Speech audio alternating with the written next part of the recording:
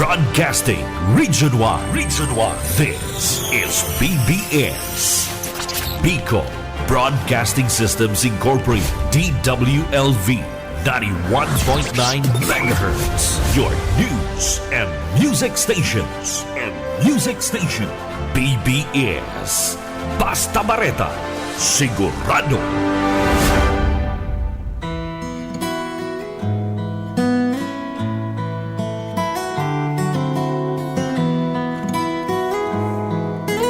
Good morning po sa lahat ng tagapakinig sa Biyaya sa Pagkaaga. Muli po, andito tayo sa DWLV 91.9, BBS FM Radio. Tayo po ay mag-aaral ng mga salita ng Diyos. Ito po ay buwan ng December, huling buwan ng taong 2024. Naway ang lahat ay pagpalain tayo ng kanyang mga salita sa umagang ito. Mga tagapakinig ng programang ito, buksan ang ating mga radio. Sa mga karatig bayan, hello, Naga City, buong Camarines-Sur, at sa lahat ng inaabot ng tinig pong ito sa istasyong DWLB. Hello po, Bicolandia, magandang umaga po. Ma'am Lalaine Villafuerte, Abunal and family, magandang umaga din po. At sa ating technician, Sir Stephen, good morning po. At ang lahat ng Omni Pastors, magandang umaga po sa ating lahat.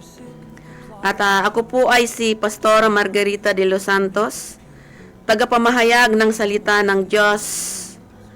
At mapagpalang umaga po sa bawat isa po sa atin. Manandalian po tayong pumikit at manalangin. Panginoong Diyos na nasa langit, salamat po sa umaga pong ito na ginising mo po ang bawat isa sa amin na may panibagong pag-asa at kalakasan sa aming buhay pisikal. Salamat Panginoon sa patuloy mo pong paggagabay po sa mga araw pong nagdaan. At sa magdamag po, kami ginising mo at muli po naming babaybayin ang iyong mabuting balita. At kami po ay mag-aaral upang mapalawak po namin ang aming mga buhay. At higit sa lahat, Panginoon ko, buksan mo po ang aming mga puso't kaisipan sa pag-aaral po namin ng iyong mga salita. Sa umagang ito, Panginoon, patuloy mo po kaming samahan ng iyong banal mong Espiritu Santo at patuloy ka pong mahayag sa aming buhay. Tunay nga Ama na ikaw ang Diyos na makapangyarihan, na kaya mo po ito, Panginoon, gawin lahat sa bawat isa sa amin, sa mga nakikinig sa umagang ito, sa programa po, sa biyaya po ng pagkaaga. Panginoong Diyos, basbasan mo po kami, lalo na po yung iyong mga salita, sa tanging pangalan po ng aming Panginoong Jesucristo. Amen po. Ayan po, muli po ay mag-aaral po tayo ng salita ng Diyos. Ang ating topic po ay sino po si Jesus sa ating buhay? At sino nga po siya? Ang teksto po natin ay makakita po natin sa Juan chapter 14 verse 6 at John 3:16. Sa John 14:6 sinasabi po ng salita ng Diyos, sinabi po ni Jesus, ako ang daan, ang katotohanan at ang buhay. Walang makakarating sa Ama kundi sa pamamagitan niya.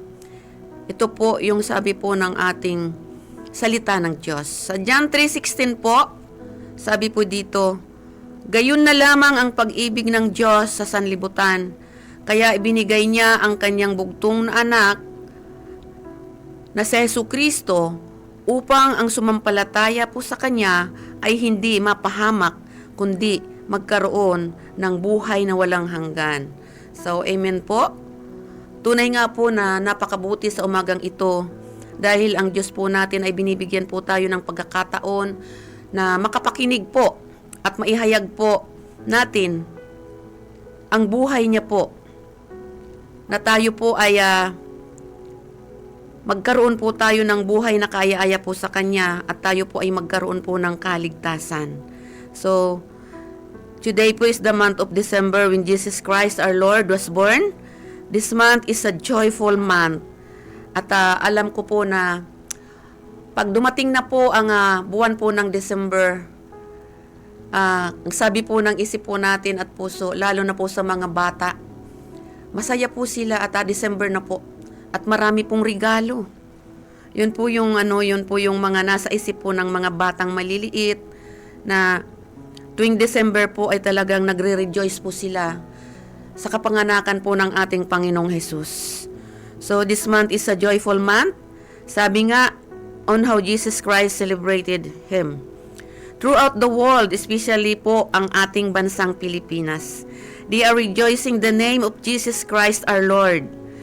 This Christmas season until New Year's Eve ay talagang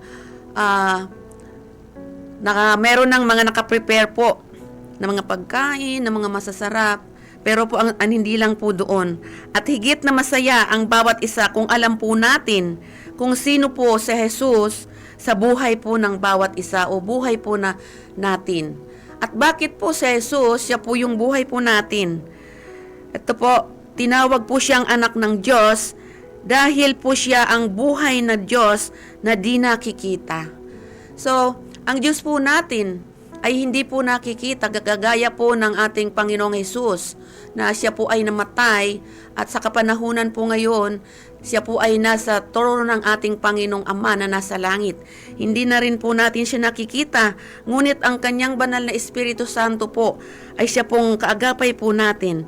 So, si Jesus ang binigay sa atin ng Diyos Ama bilang Diyos na tagapagligtas. Ipinakita at ipinadaman niya sa lahat ng tao kung sino siya sa ating buhay. So alam naman po natin mga tagapakinig sa programa po sa biyaya ng pagkaaga ng ating Panginoong Hesus ay ibinigay po sa atin ng ating Amang nasa langit upang siya po ay mamagitan sa atin, magkaroon po ng buhay na kaya-aya, higit sa lahat ang pagliligtas at magkaroon po tayo ng buhay na walang hanggan. At ito po ang katotohanan na si Jesus ay siya po ang sentro ng ating pananampalataya at kaligtasan ng sansinukob. So binigay po siya na bilang anak niya at siya po ay mamamagitan dahil nais ng Panginoon na tayo po ay hindi mapahamak kundi po magkaroon po ng kaligtasan ang bawat isa po sa atin. At siya po yung sentro po ng pananampalataya na ang pananampalatayang pong ito ay bigay din po sa atin ng Ama, na ito po ay kaloob po, nakasama po natin ang ating banal na Espiritu Santo. At si Jesus po ay hindi lang po tagapagligtas, ay kundi po, siya po ay marami po siyang katangian, marami po siyang gawa na nagawa po sa atin nung siya po ay nabubuhay pa. At hanggang ngayon po, andun pa rin po yung kanyang karakter. At sabi nga po ay yung karakteristik niya po ay talagang napakatibay noon hanggang ngayon.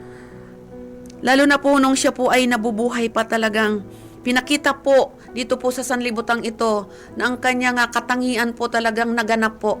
Dahil binigay ng ating Amang nasa langit ang pangalang Jesus upang siya po ay maging tagapagligtas po sa atin.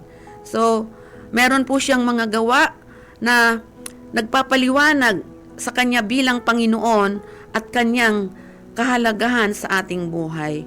So, mga kapatid, tayo po yung makinig at ang katangian ni Jesus o ni Jesus Christ bilang Panginoon. Marami po siya, sabi ko nga po kanina, has a good character. Siya po yung napakabuting Diyos po sa atin. Siya po yung, sabi nga yung traits niya po, trait. Talagang, siya po yung Diyos na talagang nagbibigay din po sa atin ng mga babasahin upang masundan po natin ang kanyang katangian, ang kanyang ginagawa. So, ang kanyang una pong katangian ni Jesus ay siya po ay tagapagligtas. Misaya o Mesiyas, anak ng Diyos, Panginoon ng buhay po natin. So marami po, nagpili po lang po ako ng mga ibang katangian po ng ating Panginoong Hesus na ating babaybayin at ating pag-aaralan po. Ang una po ay tagapagligtas. So alam naman po natin sa mga patuloy na nakikinig po ng salita ng Diyos, sa Bible po, na sa ating nababasa, napapakinggan sa media, sa radio, sa lahat po. Alam na po natin na ang ating tagapagligtas ay ang ating Panginoong Hesus. So, si Jesus ang ating tagapagligtas. Hindi He is our Savior, Rescuer po. Amen po. So, si Jesus ay ang ating tagapagligtas mula sa kasalanan. Example po natin yung recent bagyo po ng Christine at yung Pipito po na naranasan po natin yung napakalaking ulan, bagyo po sa iba't ibang lugar po ng ating bansang Pilipinas. So, salamat po sa ating Panginoong Diyos na ibinigay po sa atin ang ating tagapagligtas na si Jesucristo upang tayo po ay sagipin po sa mga lahat ng kapahamakan, lalo na po doon sa mga nagdaan pong bagyo. At alam ko po na tayo po ay lahat na nalangin, lalo na po sa bagyong Pipito, tayo po ay iniligtas. Inispire po tayo ng kapahamakan po, lalo po sa mga masama po, sa mga pagsubok, dahil ang Diyos po nating ibinigay ng Diyos na si Jesucristo ay siya pong nakalaan o itinalaga na bilang isang tagapagligtas po sa atin. So sa Matthew chapter 1 verse 21, sabi po dito, manganganak siya ng isang lalaki at ito'y papangalan ng Jesus, sapagkat siya ang magliligtas sa kanyang bayan sa kanilang mga kasalanan. So ang tinutukoy po dito mga tagapakinig na manganganak siya ng isang lalaki ay walang iba po ay si Virgin Mary. At nung siya po ay nanganak, yun po na sinabi po sa kanyang salita ng ating Panginoon, ng ating Ama sa Bible ay papangalanan niya pong Jesus. Bakit po siya ipinanganak? Ipinanganak po siya upang siya po ay magligtas sa atin. Lalo na po sa atin, sa mga taong mga makasalanan at mga magkakasala pa. At hindi lang po siya magliligtas, kundi sa lahat ng ating ikakapahamak sa ating buhay. So, yun po yung isang katangian po ng ating Panginoon na ibinigay po ng ating Amang nasa langit, na sabi nga po sa John 3:16, gayon na lamang po ang pag-ibig ng Diyos sa sanlibutan o sa bawat isa po sa amin, na ibinigay niya po ang kanyang bugtong na anak na si Jesucristo, at ang sino man pong manampalataya sa kanya ay hindi po mapapahamak. So, sa buhay po natin, pag tayo po ay may Kristo sa ating buhay at tinatanggap po natin na siya po ang ating Diyos, siya po yung rescuer po natin sa ating buhay, we have an assurance po na talaga pong ligtas po tayo. Hindi lang po ligtas sa anumang mga bagay na kapahamakan, kundi po, kaya po siya ibinigay upang siya po yung mamagitan sa ating buhay. Magkaroon po tayo ng buhay na walang hanggan, buhay na kaya-aya, na makasama po natin ang ating Panginoong Ama doon po sa trono sa kalangitan. So, yun po yung isang katangian po ng ating Panginoong Jesucristo. So, ang pangalawa po ay siya po ay Mesiyas. Ang isang salitang Hebreo na ibig sabihin ay pinahiran ng langis.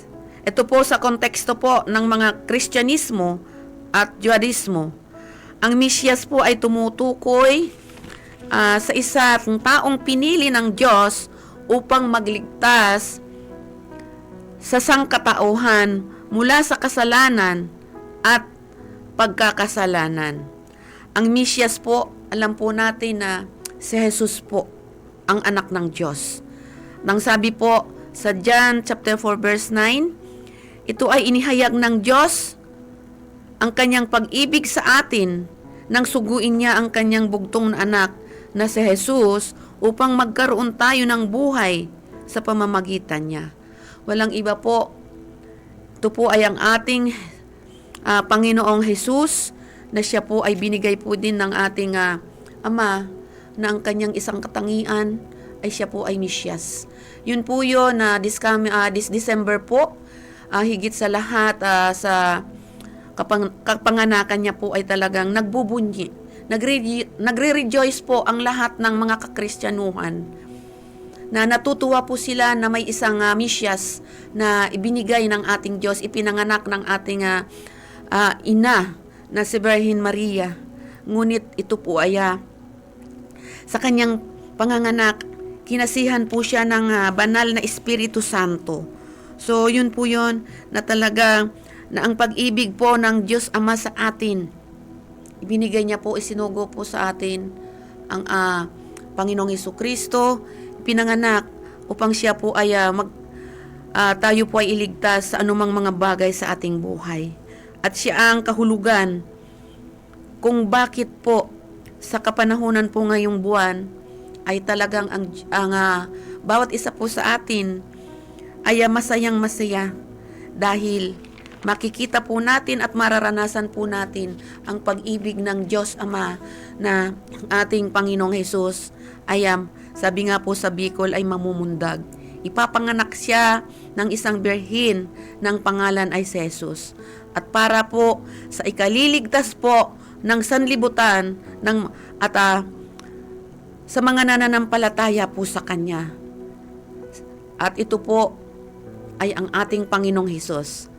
Si Jesus, ang buhay na Diyos na tumubos sa atin ng walang kabuluhang pamumuhay, sabi nga po sa salita ng Diyos. Hindi po siya tumubos ng anumang mga bagay na nasisira o nauubos, pares po ng ginto at pilak, kundi ang buhay ni Kristo na inihain o inialay sa krus. So, siya yung Mesyas na itinalaga ng Diyos Ama bago palikhain ang daigdig at tinakda para sa ikililigtas ng sansinukob po o bawat nilikha. So, ang ating Panginoong Hesus, anak ng Diyos, siya ay Mesiyas. Pinili po siya, Jesus Christ, as a chosen God dahil siya po yung magliligtas po sa atin. Siya po yung kaligtasan po natin. At siya po yung pinagmulan po ng pananampalataya po natin. So, tayo po ay meron pong pananampalataya sa Kanya. At kung meron po tayong pananampalataya, tiyak po na tayo po ay magkakaroon po ng kaligtasan. Ang kaligtasan pong ito ay nanggagaling po sa ating Panginoong Hesukristo. So, ang pangatlo po ay siya po ay ang anak ng Diyos. Sabi po dito, sapagkat ganito ang pag-ibig ng Diyos sa mga tao. So, napakabuti po ng Ama na tunay nga po ng ating Panginoong Hesus ay siya po ang anak ng Diyos na ibinigay din po sa atin ng ating Panginoong Amang nasa langit upang ang sinumang sumampalataya po sa Kanya ay magkaroon din po ng buhay na kaya-aya dito po sa lupa. Higit po sa kalangitan na kung tayo po ay kuhanin po ng ating Panginoon.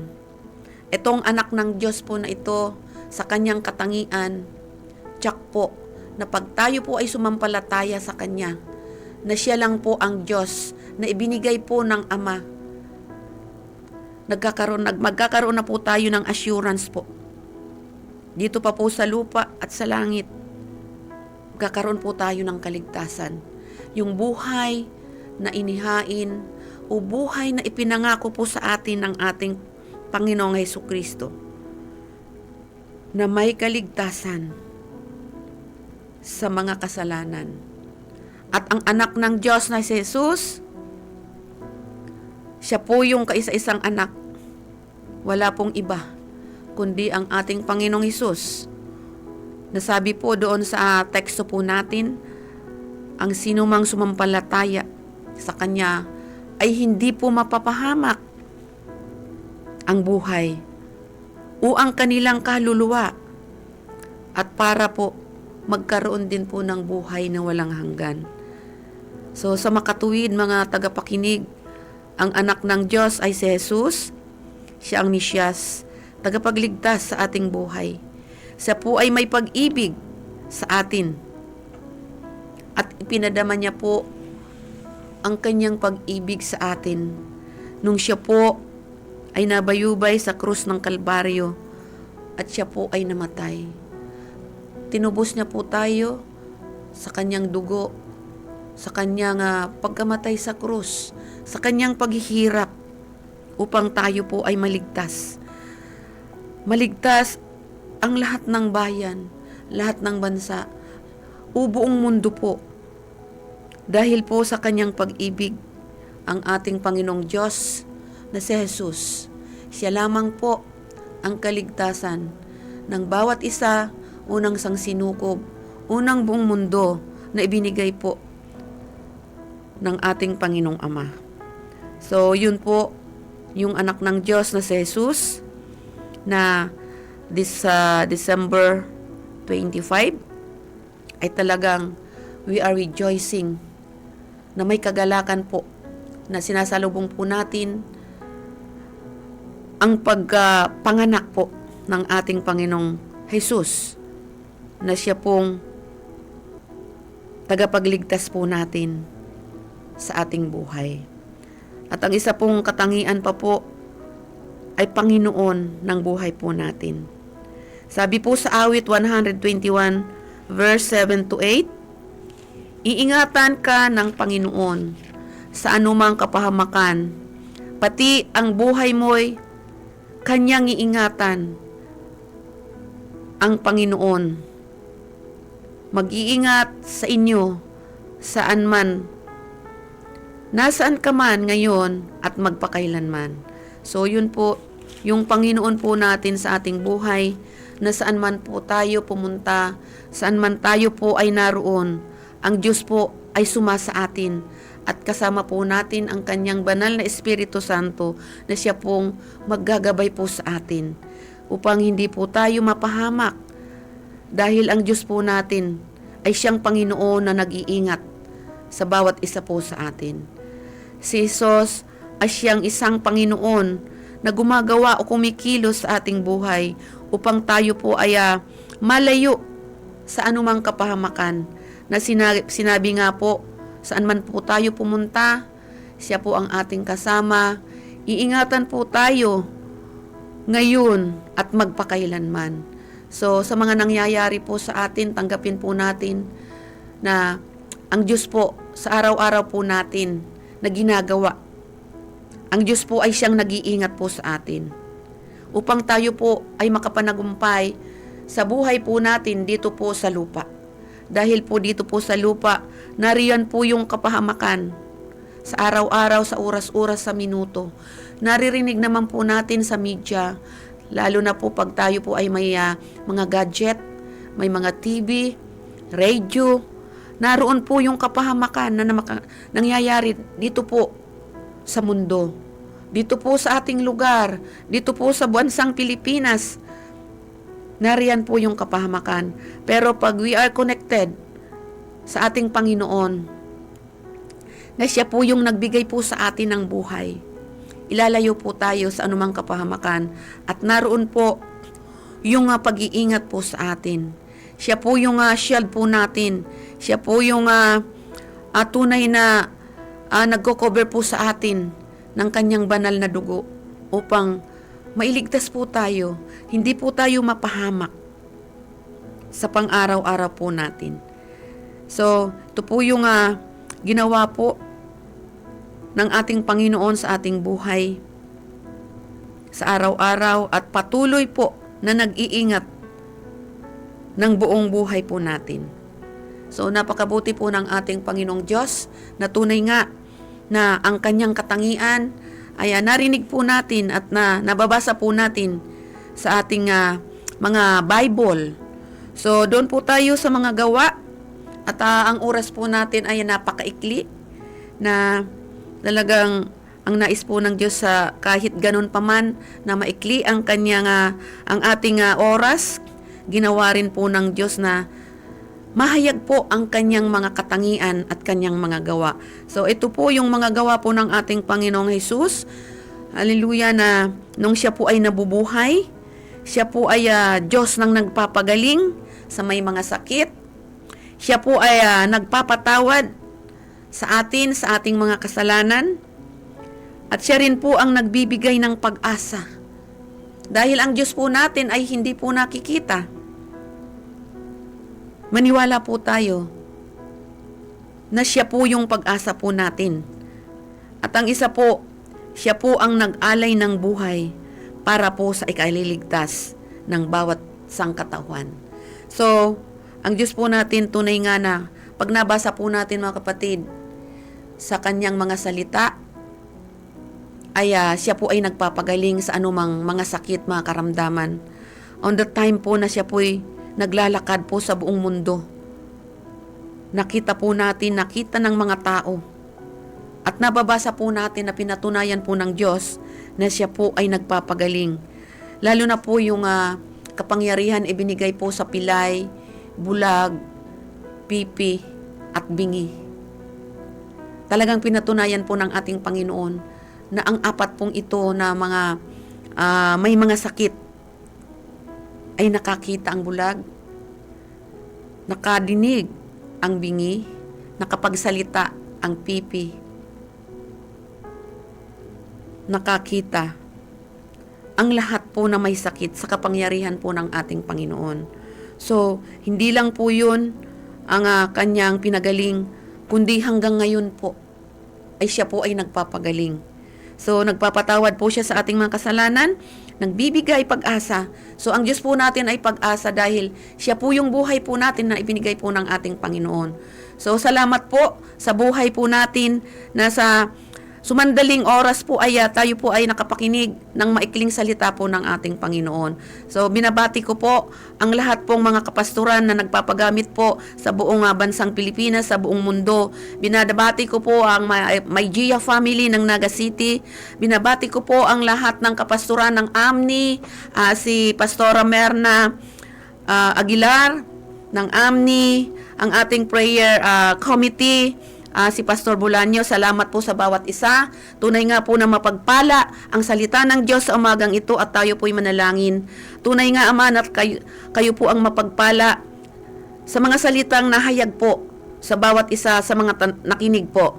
Salamat, Ama, sa buhay ng ating Panginoong Hesukristo. Salamat po, Panginoon, sa buhay po namin na tunay nga, Ama, na ikaw ang Diyos na makapangyarihan na ibinigay po ng Ama upang kayo po ay sa pamamagitan mo po, Panginoong Hesus, kami po ay magkaroon ng kaligtasan. Hindi po kami mapahamak, Panginoon, dahil yaon ka sa aming puso. Kaya po, Panginoon, salamat po sa umagang ito na italastas po at naipahayag mo po sa amin at sa akin, Lord, ang iyong kalooban na kung saan ang buhay po namin ay nasa sayo. Kaya Lord, salamat po. Pagpalain mo po ang lahat ng nakinig. Ang servant pong ito, ang istasyon po ito, kay Ma'am Lalim, patuloy mo siyang gamitin mightily, Lord God. Hallelujah, upang maihayag ang iyong lahat ng kabutihan sa pangalan ng aming Panginoong Hesus. Panginoon Diyos, salamat po sa estasyong ito.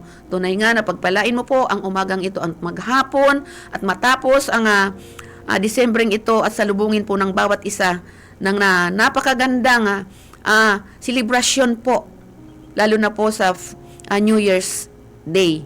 Lord God, salamat po. Tunay nga na ikaw ang Diyos po namin. God bless us all sa pangalan ni Jesus. Amen. Thank you po, Kuya po, Stephen, sa ating Panginoon.